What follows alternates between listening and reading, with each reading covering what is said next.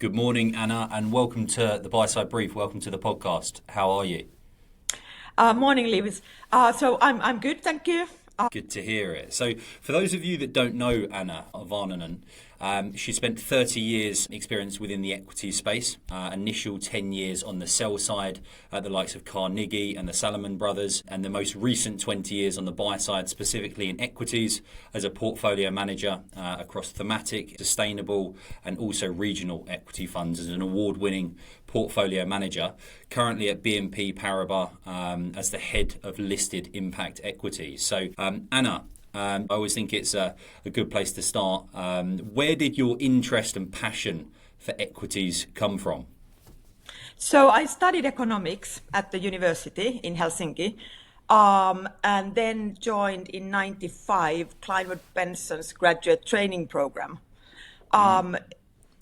In that program, we went through company analysis, valuation, and all of these things, and I found it extremely interesting. So I wanted to move to buy side to be sell side to be an equity analyst to really get deep into that. I moved to Salomon Brothers, the team in '96, '97, and that's where it all started. Spending 10 years on the sell side and then transitioning to the buy side, how does that equip you for investing in stocks? So sell side, you go deep into a sector, deep into a company. You maybe cover 7 to 10 companies. So you go really, really deep. For years, you just focus on these companies. So moving to the buy side, you kind of want to continue doing your own analysis. So currently, for example, in my team, we do our own DCF, we do our own company analysis, we present our own cases, and that's really an important part of the process. Another thing I think is sell side, you have to pitch your ideas very concisely. The airtime is very limited, so you learn to be really precise, 3 sentences, and the case has to be clear. So that's a difference, you can't blubber around. Sure, and why is that important? Just because I feel like sometimes a short, sharp pitch is useful to get to the point and for time saving, but sometimes perhaps you could miss out some key information if you were to provide a long form pitch. So why would that be useful on the buy side? So I think the world is so complex and it's getting increasingly complex. In order for us to be able to make decisions, we have to be able to simplify it into really understanding what matters. And I think that's a key element of any decision making. You have to understand what really matters. Close away the noise. So Tapiola was your first buy-side experience, going from 10 years on the sell side straight into a PM seat. And I believe that was thematic investing as well. So how was the transition there from going from a research analyst on the sell side to a portfolio manager?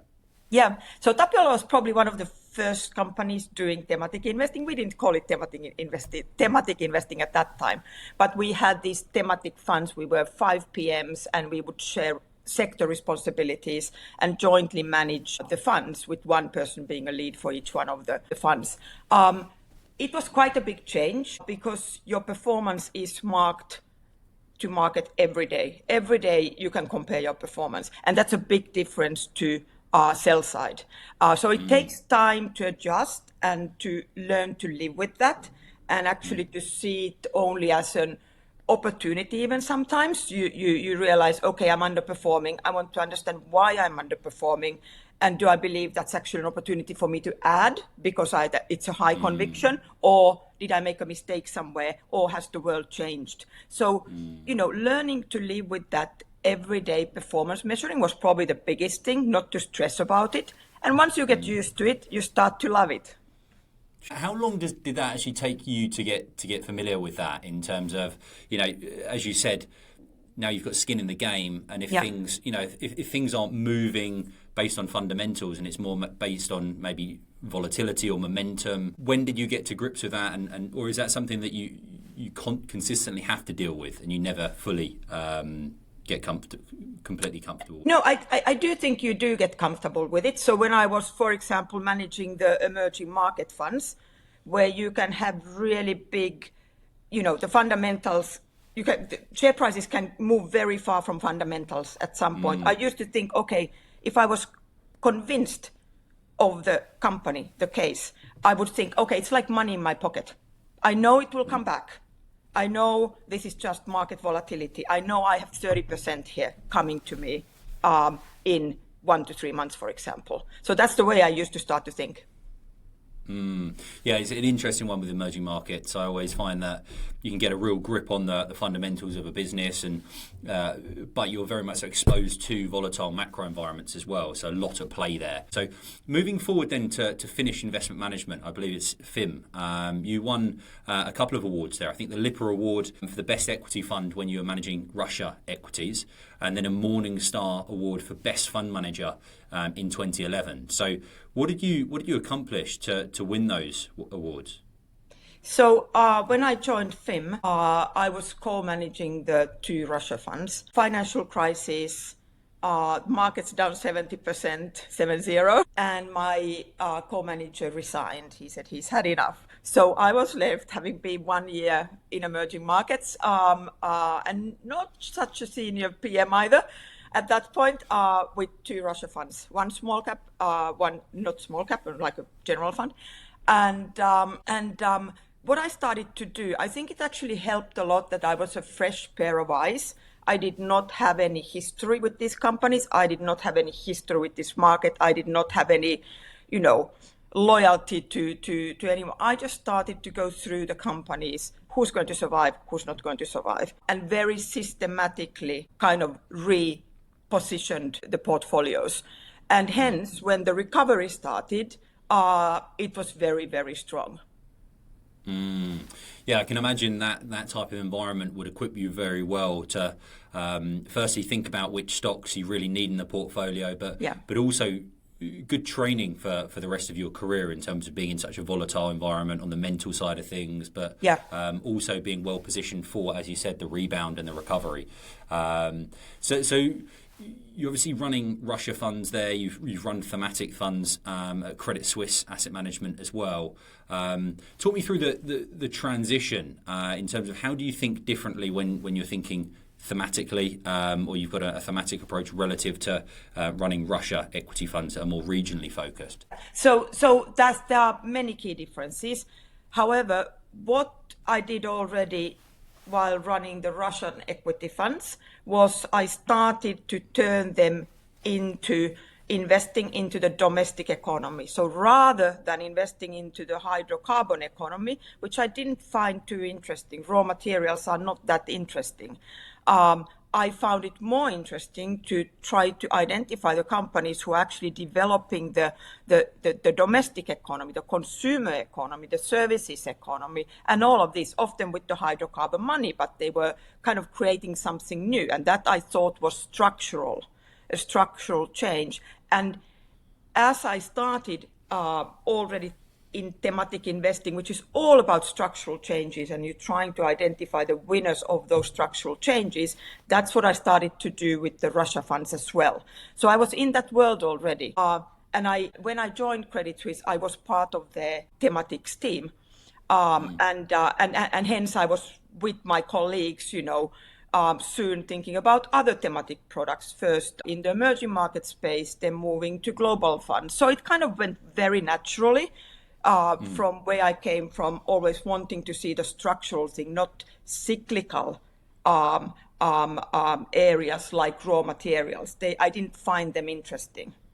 Makes sense, and that kind of lends itself to thinking more medium to long term rather than, as you said, cyclical, which could potentially be more short to medium term focus, perhaps. Your role now as head of listed impact equities, when did you make the transition to sustainable equity investing, and why were you interested in making that transition to sustainable investing?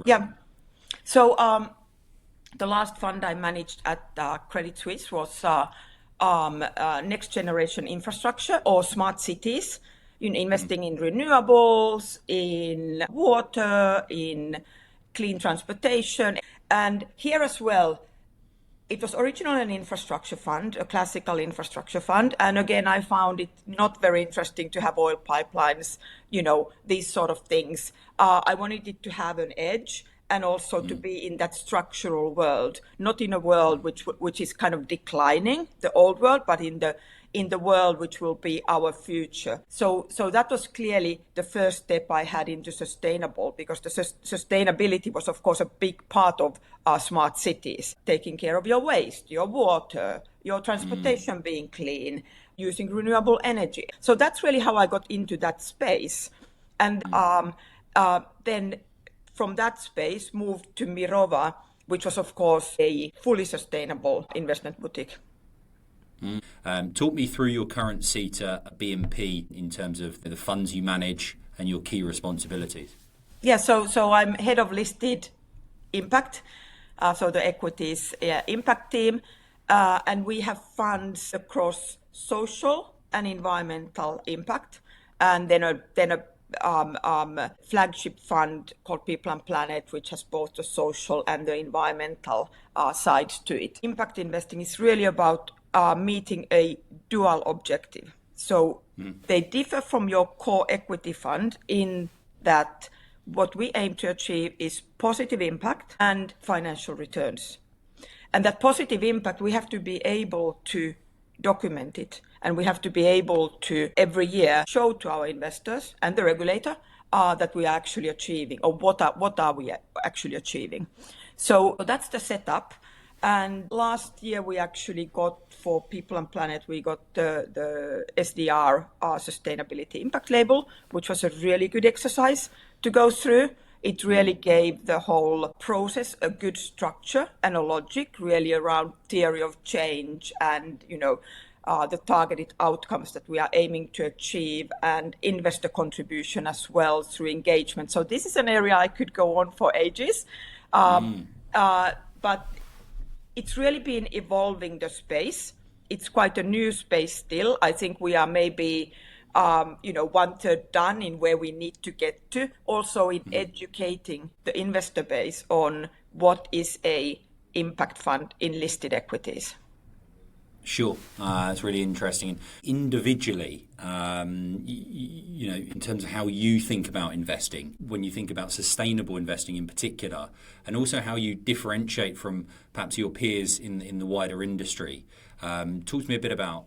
So in sustainable investing, you have a lot of different levels, starting from excluding the bad ones. So for example, oil and coal and tobacco and these sort of things, to transformation funds, so funds investing into companies who are transforming themselves to be better. At the really end of the scale, to impact funds, where really every company, their products and services must have a positive impact that we can demonstrate. So KPIs to go with it. So we are quite far, and there are not that many impact funds. So in the UK, after the regulation, we are now about 6 or 7 global equity funds who actually qualify for that impact. So it's quite a process to get that, but it's very differentiated from the basic sustainable fund. Sure. And when you think about concentration and time horizon, is that aligned to what I would call the broader long only space, where you're thinking multi-year holding periods and if you were to build an equity fund, would it have 40 or 30 names in it, or would you like a more diversified fund? How do you think about those two things?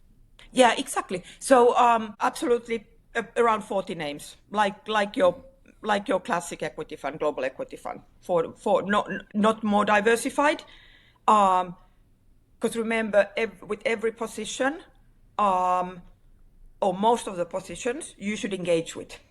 So you don't want to have a portfolio where you have a lot of small positions. You really try to have a conviction and a high conviction portfolio, and then you engage with the companies. So you really try to get this conversation going on with the companies on how they can further improve their impactfulness or increase their impactfulness. So that's a really important part of being an impact fund.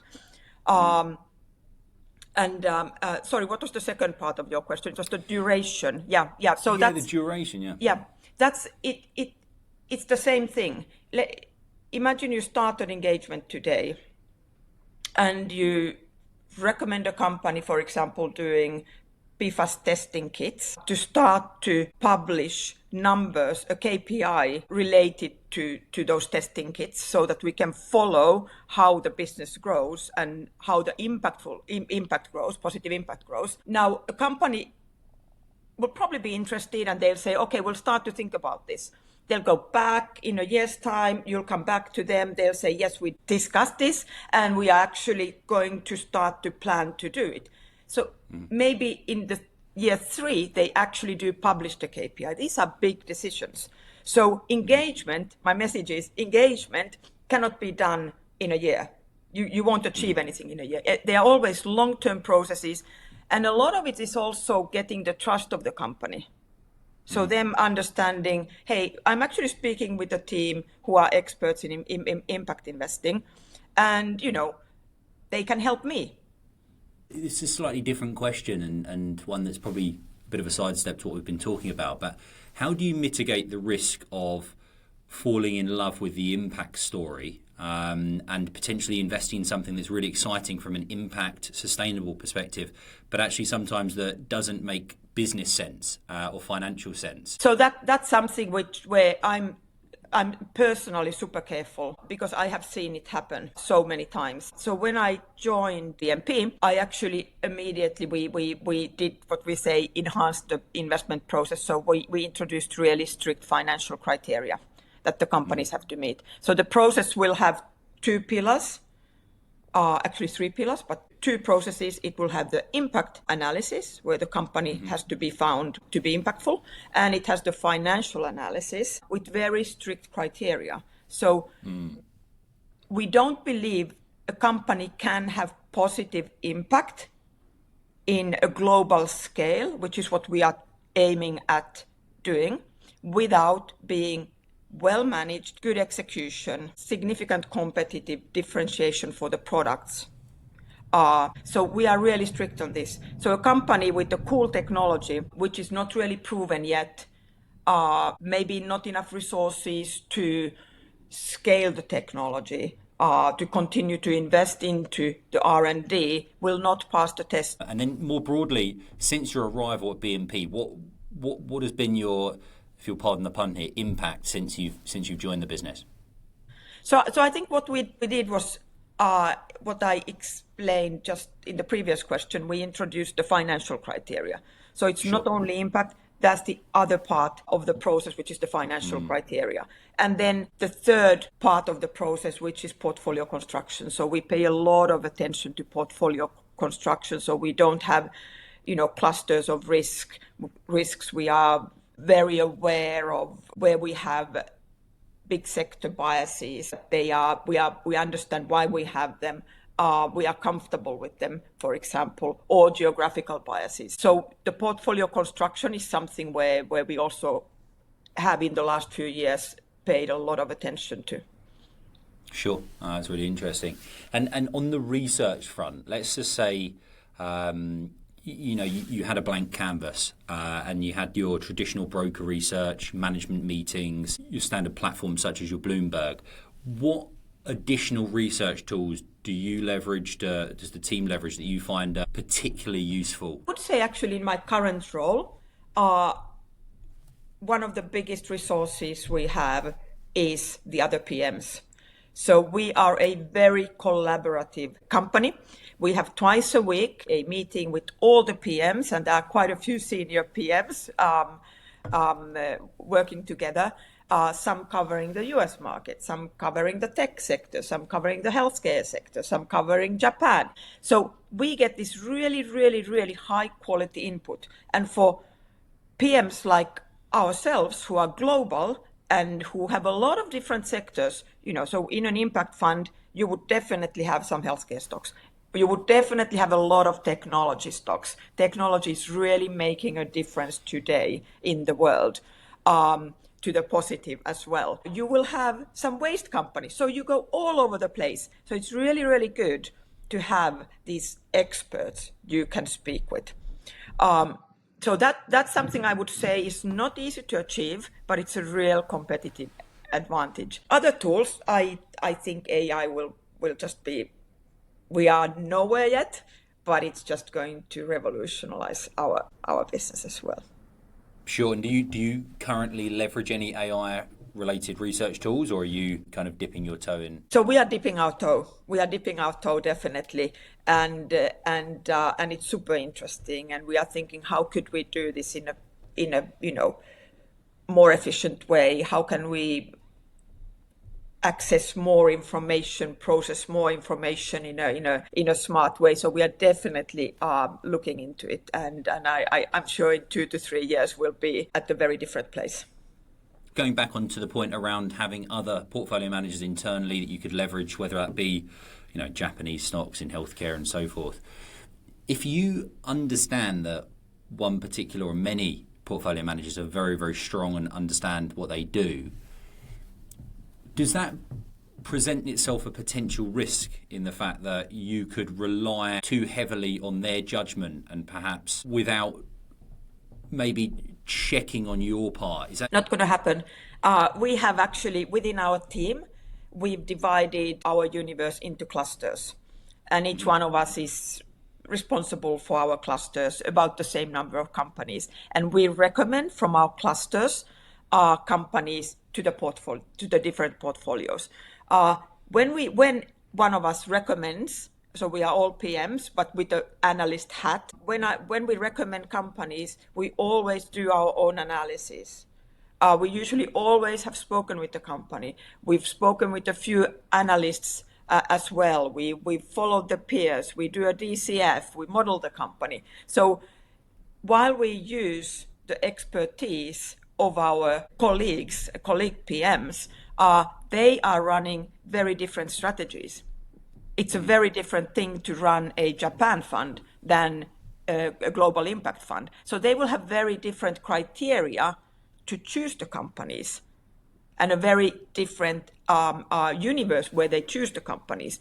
So the process has to be ours, but we can leverage other people's knowledge. That makes sense in the fact that you're doing your own work, and then that could be an added layer to get a different angle or perspective, or find something you might have missed perhaps. So moving more broadly on your career, you obviously spent 30 years in the space. What have you noticed to be the key developments or changes in the industry from when you started? Yep. So a lot has changed. I think one of the things, I'll mention 3 things. One of the things is in 95, it was all about star PMs. So, you would have, Citi would have star PMs, and it would be the one person who was, such a good stock picker. I think we've moved away from that. Now it's much more, you work together, it's a co-PM structure, and it's really the effort of the team. It's sticking to the process that will bring you there. So that's a big change in the culture, I think. Other big thing is passive investing. So there was no passive investing at that time. And of course, we know where passive investing is today and still growing. So that's been another really big change. And hence, together with that passive investing, I think areas like thematic investing, impact investing, areas where you really can differentiate yourself from a passive product, and which are more difficult to do with the passive product, have become a big part of the active investment space. So that's maybe the second thing. And then I again have to mention AI, which of course is very recent, but will fundamentally change a lot. And I think here we will talk of course, even a much bigger area that can be done with machines. Sure. That's really interesting about the thematic side, whether it be just broader thematic investing or sustainable investing, how the added level of engagement and qualification on the impact, the positive impact or the sustainable criteria is something that needs more work than perhaps an ETF or a passive vehicle to do. So that's a really interesting point. Given that AI is in its earlier stages, where do you think it will mainly impact the active investment industry? So I think it will be a major tool for us to use in order to process information, to analyze information. Absolutely. We don't have a pool of junior analysts even today. So we all are relatively, like in my team, we are relatively seasoned PMs. And we want to do the analysis work ourselves. However, with AI, I'm sure we can do a lot of that analysis work deeper, wider, just much more data can be processed in a faster time. So as a tool will be very important. Also on the impact analysis side. Sure. Where data is not, data is often still qualitative, not quantitative. Okay, that's really interesting. So if you were speaking to yourself, just starting out as an equity investor, perhaps on the sell side, being 25 years old, for example, what would be your key pieces of advice to someone of that age that's got a passion for investing? Yeah. So what I would, if I was young, what I would try to do would be to work with some senior PMs to access some of the experience of decades of investing in equities. I think that experience is something that you cannot easily replace with a machine because the world changes all the time. What happened previously might not happen today in the same way. It will happen in a different way because we live in a different world. So that I think is one really important thing, to try to work with people who have been in the markets for a long time, who are willing to share and willing to mentor and teach you. And then the other thing for any young person is to be really on top of all the modern tools. Because they will have a big impact. And I think active management will probably continue to shrink. So you really have to have something that differentiates yourself. And then when you were talking about the modern tools, are you talking about the latest AI tools and the most effective research tools, I gather. But something I consistently hear about whatever industry you're in, getting a mentor, someone that can lift you to a place where essentially you want to get to is key in kind of building the foundation of your career. If you were to build an investment team from scratch, what would be your preference of building that team full of generalists? Or would you say that sector specialists are typically more effective? How would you build a team from the ground up? So what we've done, for example, now is we don't have sector specialists. We haven't divided the universe into sectors because we invest more thematically thinking. So I like this idea of dividing the universe, having specialists for a cluster, meaning that a cluster is something where the drivers are the same. So whether it's, for example, it can be around water pollution or water purity, you will have different types of companies from different sectors. You will have some utilities, you will have some industrials companies, but the driver will always be the same. So thinking rather that way, because that's what we are trying to capture. So I would do it that way rather than going for sectors. What I also think is important is if you have a co-PM structure, you sometimes swap responsibilities. So you can't really be a co-PM if everyone doesn't have a certain level of understanding of everything, if you know what I mean. Rotation, essentially. Yeah, so swapping a little bit as well. So because the whole idea of a co-PM structure is everyone takes responsibility and everyone challenges the other one. So it has to be a comfortable place because there will be questions. Not all of your ideas will go through, that's for sure. Nothing is personal. We just want to get the best stocks into the portfolio. So that's a really important thing. So having that level of knowledge for everyone, so everyone can challenge the other one's recommendations, is important.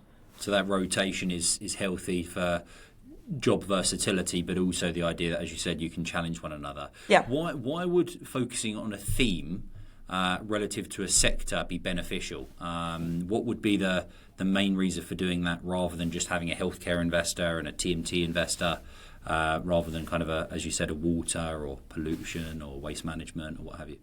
Yeah. So if you have, let's say, I'll take industrials for example. If you have an industrials expert, the variation of companies, industrials, is massive. So you will have all kinds of different types of companies with different drivers.